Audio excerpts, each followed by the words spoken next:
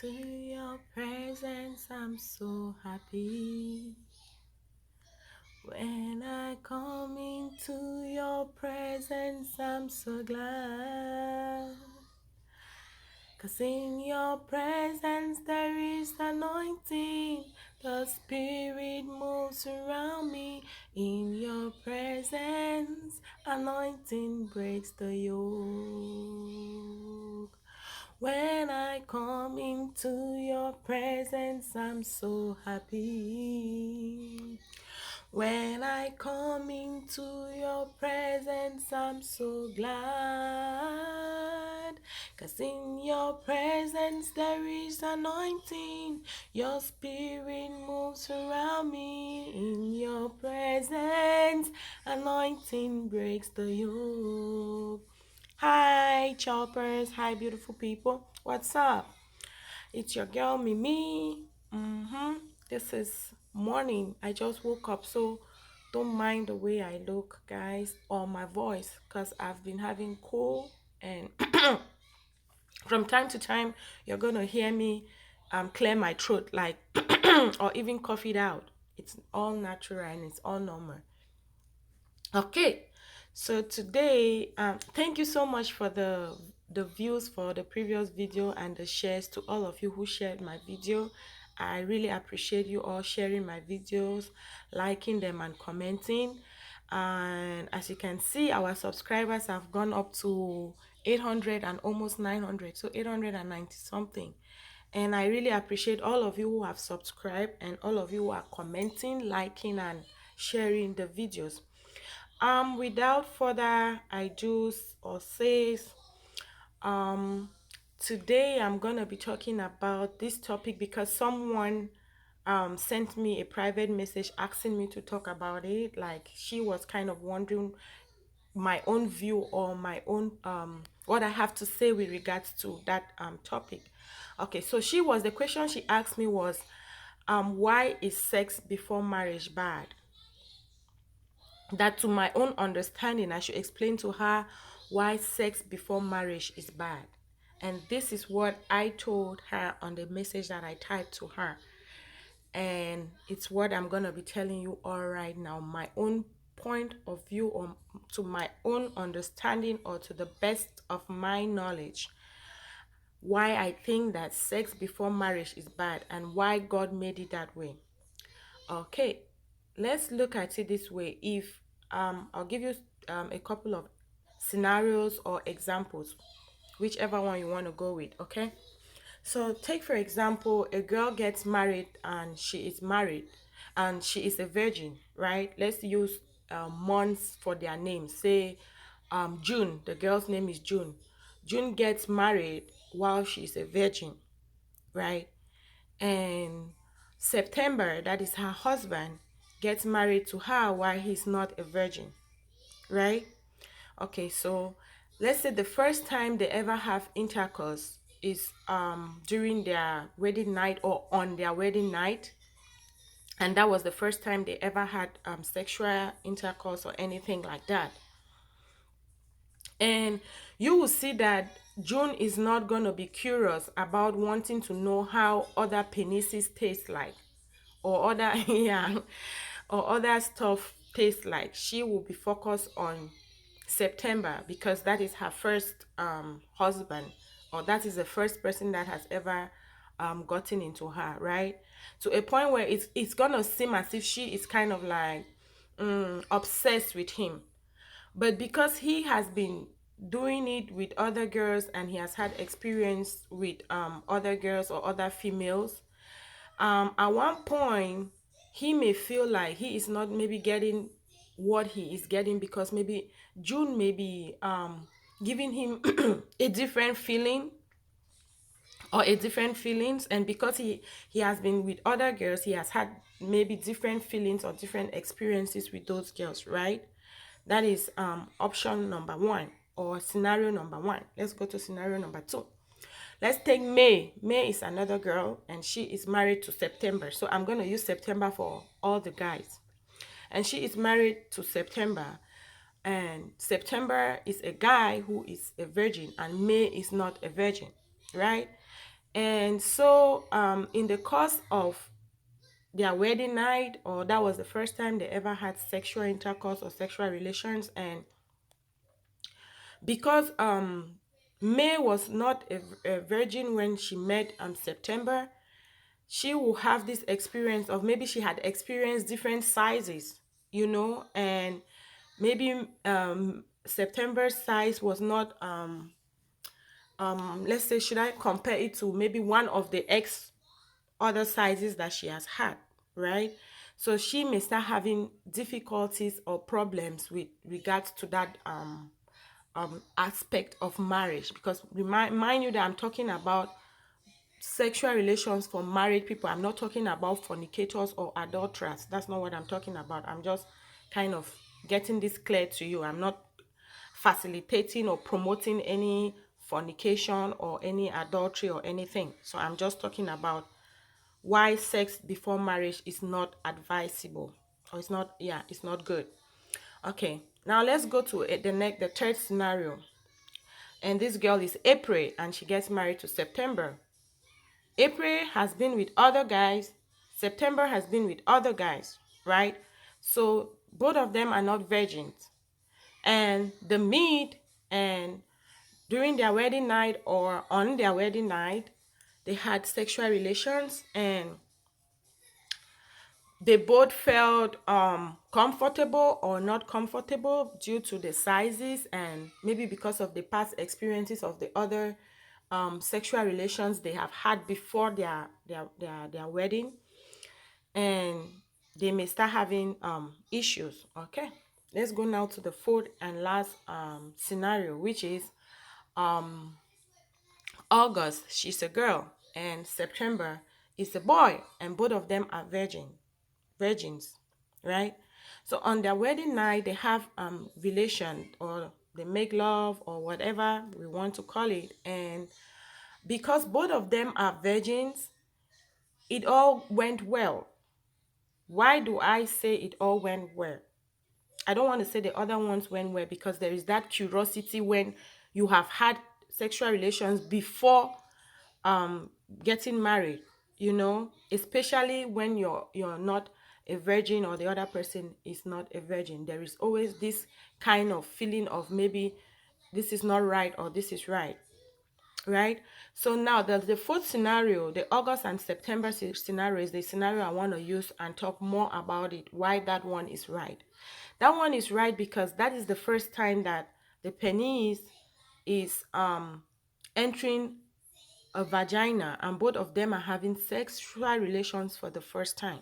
So that penis size, no matter how big or no matter how small it is, right, is going to fit perfectly for that vagina, because that vagina is receiving, or accepting a penis too for the first time. So it's just going to fit. That is how God wanted it to be, to leave out all the curiosity. Is just gonna fit perfectly. Even after, when you have the only thing that may make it not fit perfectly is maybe having vaginal birth. Yeah, you give birth to a very big baby, and as women, you know what happens down there in our pelvics, it opens and stuff like that. But naturally it's gonna contract. Naturally it's going to contract. It may take a longer time for some women for it to contract or shrink back, and for other women it may just take a very short time.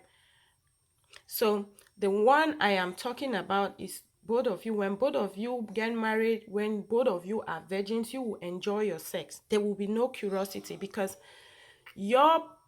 his penis is going to fit your vagina is going to fit his penis, and it's going to bring this how can I put it, a mutual feeling that both of you have never felt before. One, you have never felt that way before for anybody, and there is not gonna be any curiosity. Like, you will not want to be like, oh, A is different, B is different, C is different, how come my own wife is different, right? So if you stay fidel without any sexual relations before your marriage, you enjoy you are going to enjoy your marriage, and there is not going to be any promiscuity or infidelity or cheating. The new word we are using in this world now is cheating. Instead of saying adultery, we are saying cheating, just to make it look as if it's something that is simple or it's normal, right? But it's not. So when these two last couple, August and September, who are just virgins, they get married, you see that their marriage tend to last longer.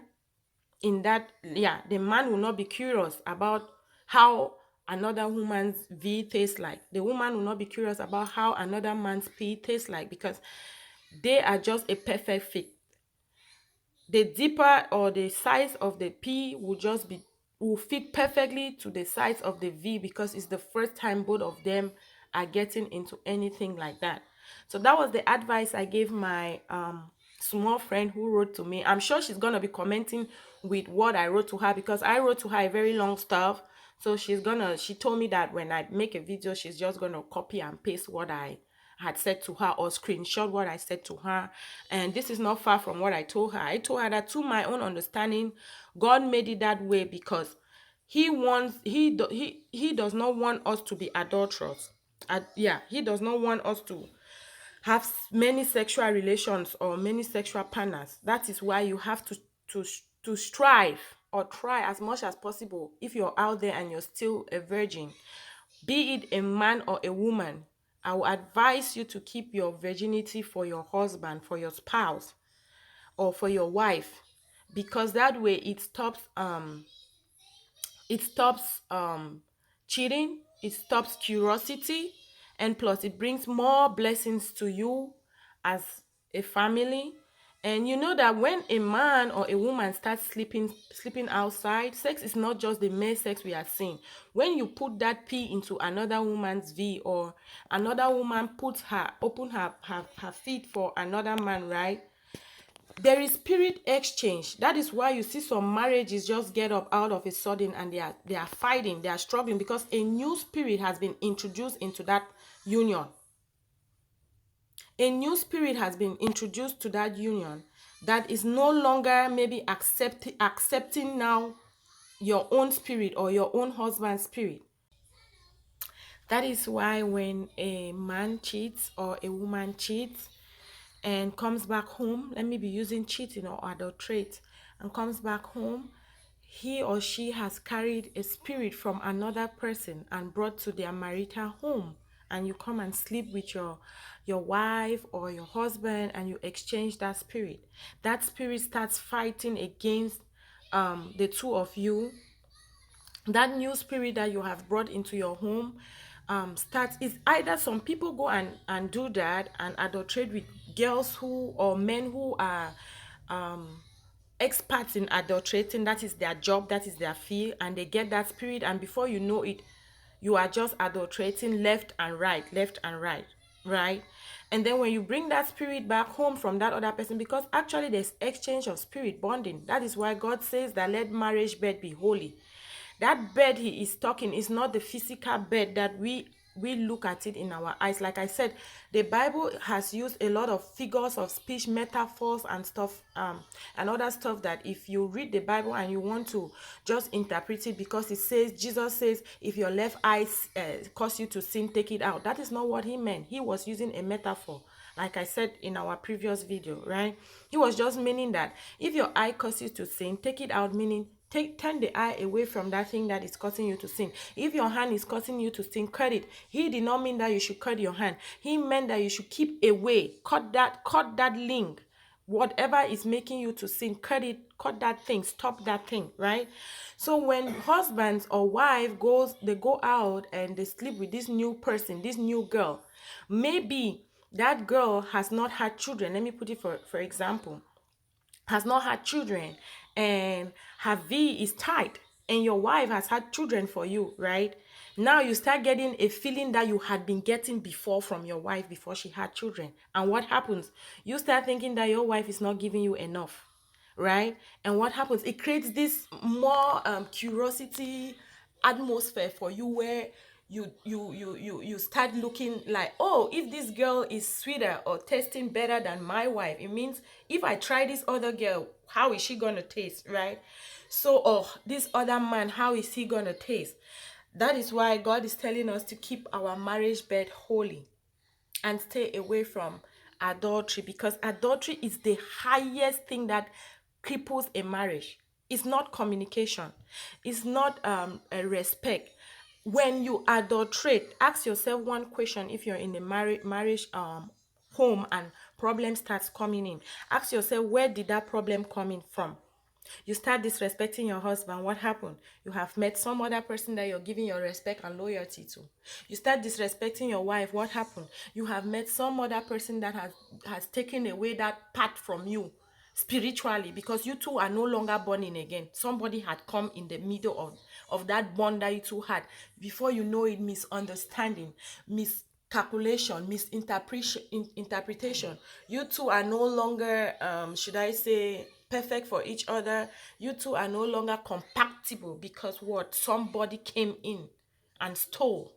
Somebody came in and create a disconnection between you and your spouse. That's why I advised her, and I was telling her that, because she was saying that her boyfriend was kind of pressuring her for sex before he proposed to her. And I was telling her that she should not give in to that, because at the end of the day, she's the one that is going to suffer. Because after, maybe he has had so many girls, like she told me, he has had so many girls. He is going to find her maybe different from all the other girls. And at the end of the day, what happens?